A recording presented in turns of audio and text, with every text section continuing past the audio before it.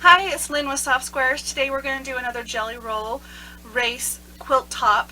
And so we're going to use this jelly roll called After the Rain by Figo. And look at all the pretty colors that are in that roll.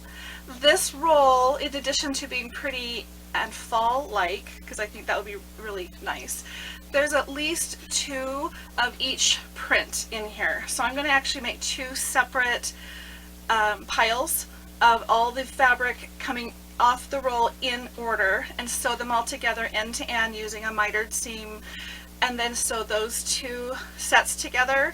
So in the end there'll be between 40 and 42, depending on how many come off of this, strips of fabric all in one big long piece. And then you take the 2 ends and you sew it together and you just run, and that's why it's called the race. So stick around, you'll get to see how we do this, and stick around to the end because then you'll get to see the finished project. Okay, so I've opened up the jelly roll and just kind of got it flopped here, but it's all in the order that it came off of the roll. So now I'm going to cut off the selvage edge off of each of these and then make 2 piles. And what's going to happen is I'll have the 2 piles that I need to sew in order, and I will be able to separate the 2 strips that are the same. Otherwise that would be a really long section of the same print, and I don't think that would look right. I guess you could try it. Tell me what you think if you've done it. But you see, this line has 2 of each, and so we're going to separate that. But first thing I'm going to do is trim that edge. So I'm over at my cut counter, and this doesn't really matter how it looks. In fact, I'm thinking I'm going to use scissors instead of my rotary cutter, and we'll just start cutting.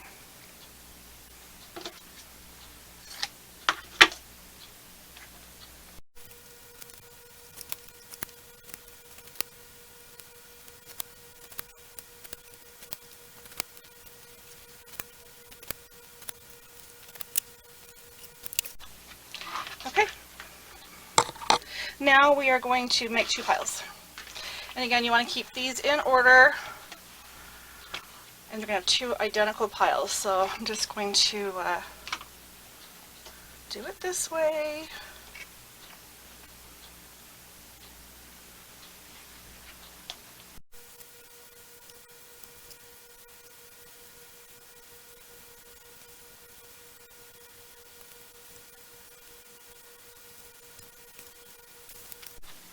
So now I'm at the sewing machine, and I have 2 sets of strips. One is right here, and the other one I have over to the side.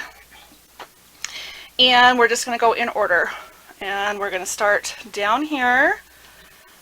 This just made sense to me, but it doesn't really matter. And we're going to miter the ends. And so I'll do a few of those, and then we'll fast forward. First one goes face up, next one goes face down, and there I go, bumping stuff. And we're going to go corner to corner, and on my Sew Betty, Steady Betty, that's what this line is. I don't use it as much as I used to, but it's sure helpful to have, and that's how I use the Steady Betty. And here we go. Now we're going to chain stitch. So the trick to this is we're going to flip the fabric, twist it once, so what was face down is now face up. Then we grab the next one. I don't know if this is a good angle. There we go.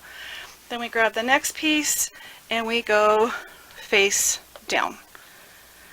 Oh, yeah, face down, so that the 2 right sides are together. And we insert it under the foot, and off we go. If your machine has the ability for a needle down position, I would recommend it. And ironically, I just had a mistake. My machine is going in for service, but right now I'm waiting. So it is getting hooked on things, and that was not lining up quite right. And actually for this, I'm going to change my foot, because we do need the 1/4 inch foot for piecing, but I don't need it for this part, and that will make my job a little easier right now. Then I will switch it when it's time to actually sew it together. Here we go again. There we go. Okay, again, twist it face up, grab the next one, face down, and feed it. So now we're going to fast forward.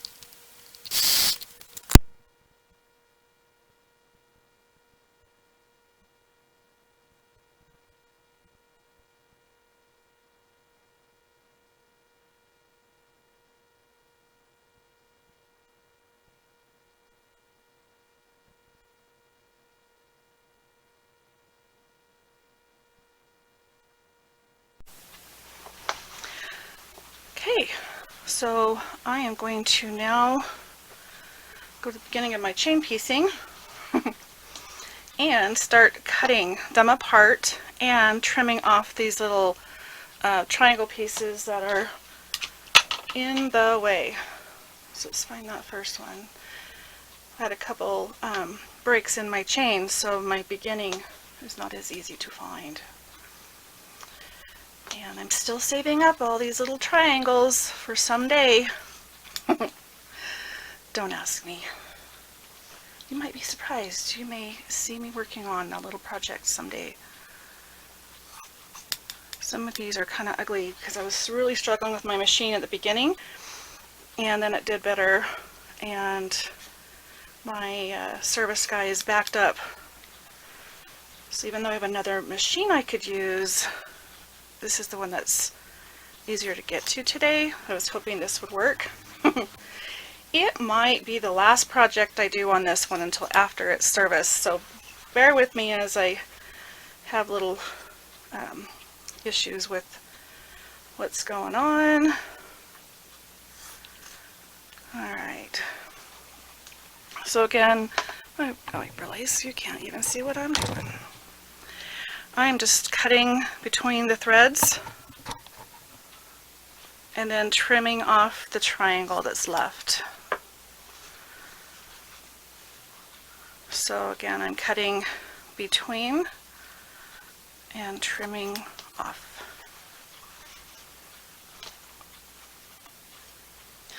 So I separated this into two piles and they're identical, so I'm only going to do one pile as far as going through the steps, and then in a minute I'm going to join the two finished piles, and through the magic of the video that part will be done in a split second as far as doing the other set, but then we'll start the jelly roll race. So it goes quite fast, and just a little heads up, it is about I don't know, it takes, I've seen people do the actual race itself in about 40 minutes, and you can have the whole top done. We are not going to use that much time because we are going to speed things up, but hopefully you'll get to see the whole process and see why it's so easy, and it's a favorite, especially if you have a jelly roll that's like this one with a lot of variety and contrast. I have some other jelly rolls I've been wanting to use, but they will not work for this type of project because they don't have enough contrast. So since I did a jelly roll race not that long ago, I wasn't planning on doing another one anytime soon, but I realized that that was a bit fast and hard to see all the steps. Okay, so now that is all done, one big long piece. I'm going to do the exact same thing to the other step or the other side, and then we'll come back. Okay, there's one stack, here's the other stack. I've made two piles with all of those, and now what we want to do is join the two, but we do not want to put the two together of the same end. So the Let's see if I can find the other one. Oh, that was way easier than I thought. And we'll do the same thing with this, where we will join, oh my goodness, having a moment. Let's see, there we go. Right sides together, corner to corner.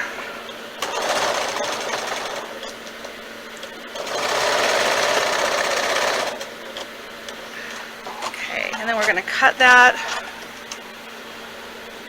I know this will turn out better than it's looking like it's going to. Anyway, so that is done, and so what we have is a seam like this. All the joints are like this throughout the whole roll. So everything is together. We've got 2 sets, and we are ready to start sewing. The next thing I need to do is switch the foot out. We do need the 1/4 foot for our piecing, and the reason for that, if you don't know, is because we want thin seam allowances. I usually can get this on, except when something is happening. Alright, it was also telling me that the bobbin is about to run out, so I might as well change it now. Yeah, that's out. Before we head into the race.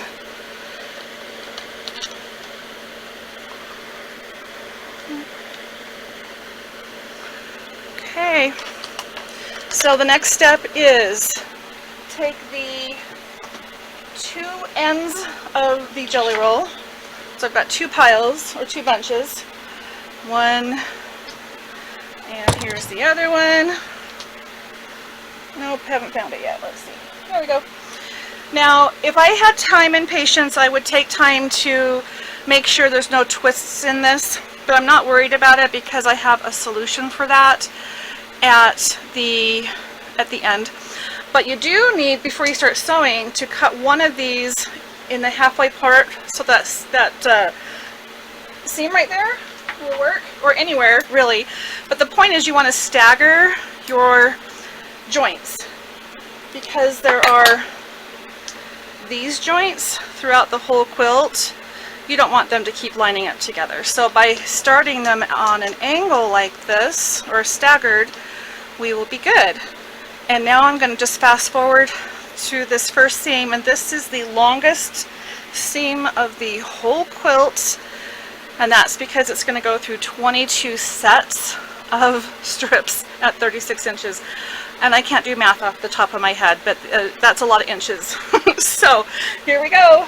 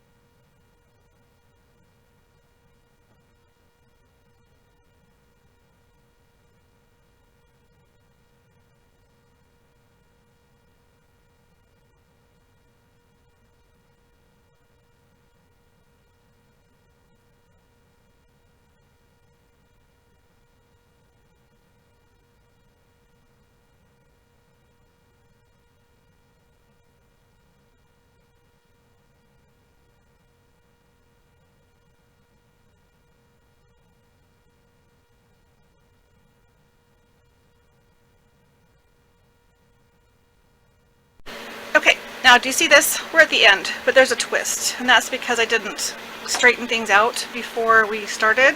So when this happens, just take your scissors and cut through there. It's going to be kind of an ugly cut, but it doesn't really matter. You're just going to straighten it up. So then you just sew to the end of what's straight, and then we'll cut that off, and that will be our new end. And I'm struggling with my machine. So, okay, so again, we're just cutting that straight across. That's no garbage. And this is my new strip, and it matched up again, and it's going to do that. It's going to do it throughout the whole quilt, and it'll be kind of fun to watch the pattern. Okay, so now the next thing we're going to do is take this end and hold on to it. The easiest way for me to do that is just to throw it over my shoulder and then bring the whole thing forward to my lap. Now, I went ahead and let it slide off the table. It'd be a lot easier if I didn't, and I can just reach over and grab the whole pile, but I don't have a wall there, and I just let it fall. So, we are almost there.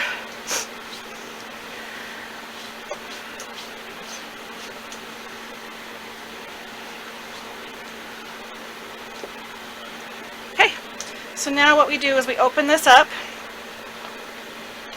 like this.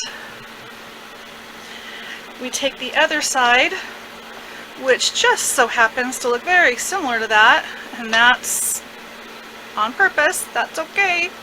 So just take your two ends, go right sides together, and now we're going to start sewing down there. You're going to see a lot more pairing up and shifting, and that's part of the look of the Jelly Roll race.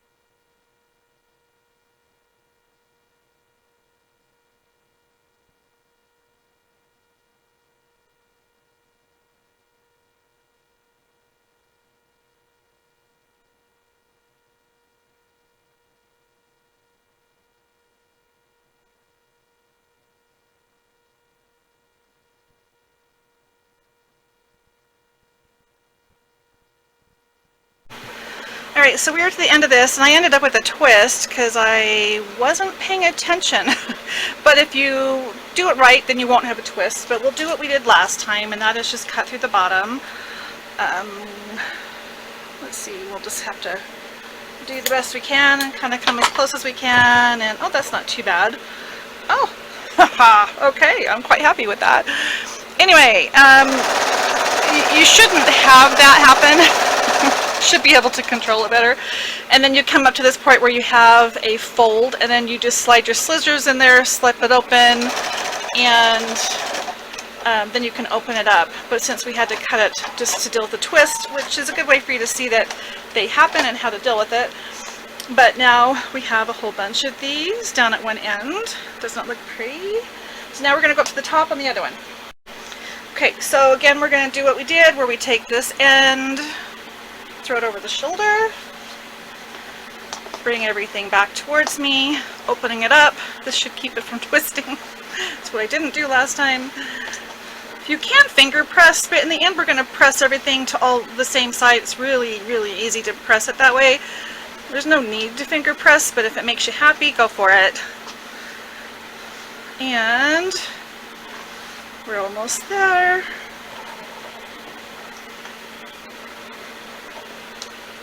Look how pretty this is turning out. And it's going to be more mixed up as we go farther into this, but it's just fun to see the patterns and the fabric, see where it lands. Alright, this is the top. Ta-da! Okay, so now we're going to take this piece, put it face down, start sewing down there, so we're on to round 3. You probably noticed, but this last time it was half the time of the first time, and now this will be half the time of the last time. So every time we do a row, because we're doubling it, it cuts your time in half. Kind of logical math there. But we're going to keep going because we're really close to being done.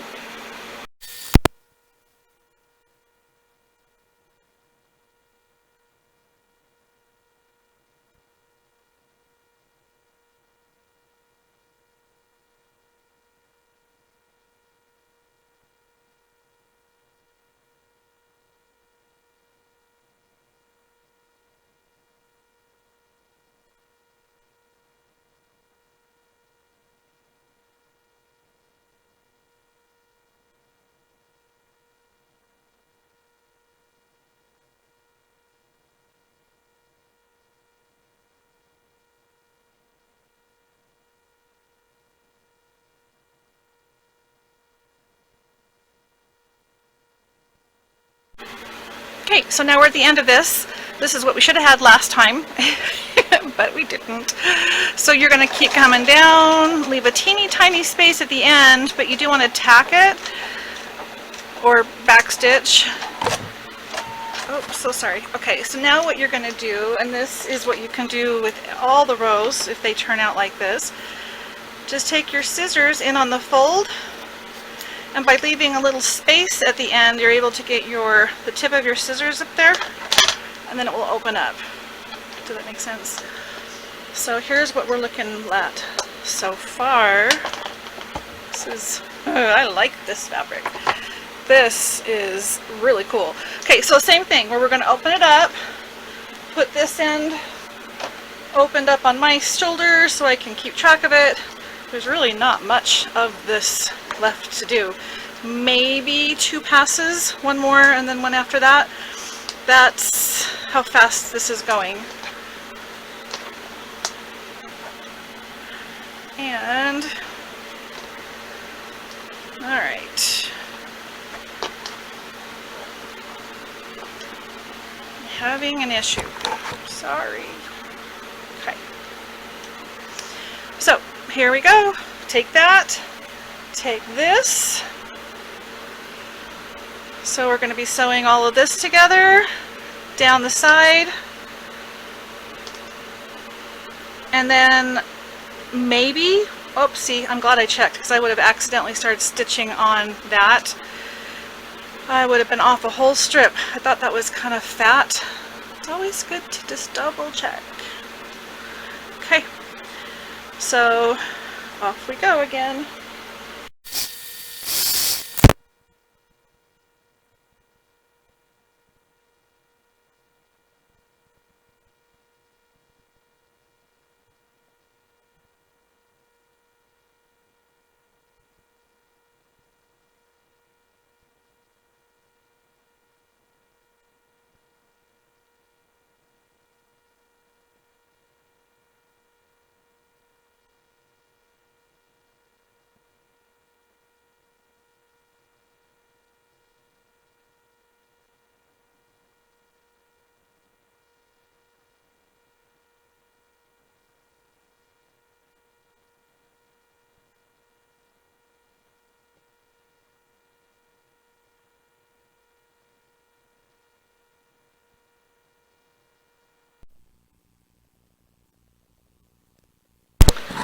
Okay, we are done with our race. It is done. I'm going to take it over to the iron, press all the seams in one direction, and then hang it up on the design wall and show you what it looks like. This is pretty. I'm really impressed with how this came together.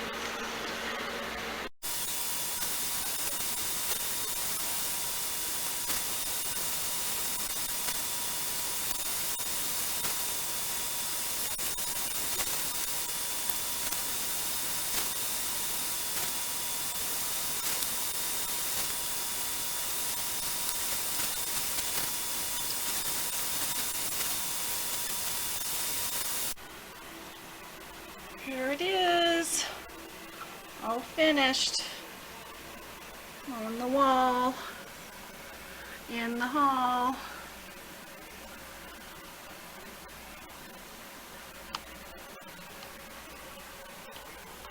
That is pretty cool.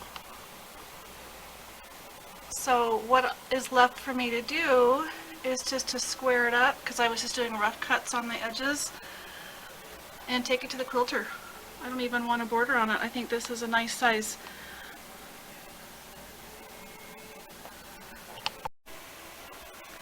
Okay, so here's the full view. I really like how this turned out, and what's really cool, now that I can see it from a distance, is it goes light, dark, dark. Kind of big chunky blocks. Who would have guessed? Alright, so thanks for spending time with me today. Let me know what you think about this, if you've done a jelly roll race, if this was helpful for you. Like, subscribe, and comment. Thanks. Have a great day. Bye-bye.